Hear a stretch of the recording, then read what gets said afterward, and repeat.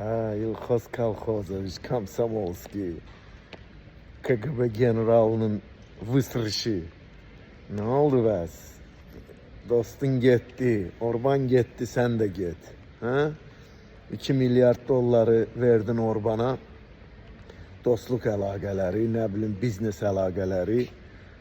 Xalq arasında da adın qoydun ki, Ramzi Səfərovu alırsan. Ona göre bütün insanların hifsini töktün, qəzəbini töktün Ramilin üstüne, fırıldaqçı alçaq. İndi Urbanın dalından qəhrəman Macar xalqı dəydi, seçkilərdə onu klarnetə qoyub pülüyən kimi pülədilər. Hitler'in de dalından dəyəcəklər yaxınlarda, inan mənə. Trump'ın da altına pampers takacak Amerika xalqı, onu bir iki güne bitirecek. Çünkü bu belə getməyəcək. Ətrafına yığışanlar da seni ayakta saxlaya bilməyəcəklər, bunu bil. Çünkü alçaqların hamısının ömrü belə gedəcək. Ya belə, ya belə. Kaddafi kimi variant da var, Saddam kimi variant da var, Çavuşesko kimi variant da var. İndi hansını sən seçirsən onu bilmirəm.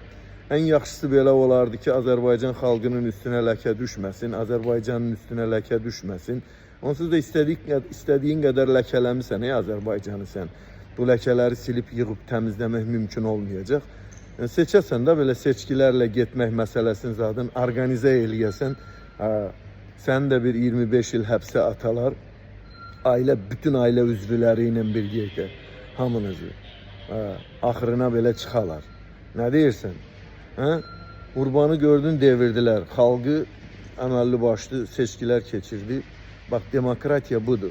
Avropa budur. Ey Azərbaycanlılar. Demokratiya her zaman galip gelir. Avrupa'da da, bütün dünyada da.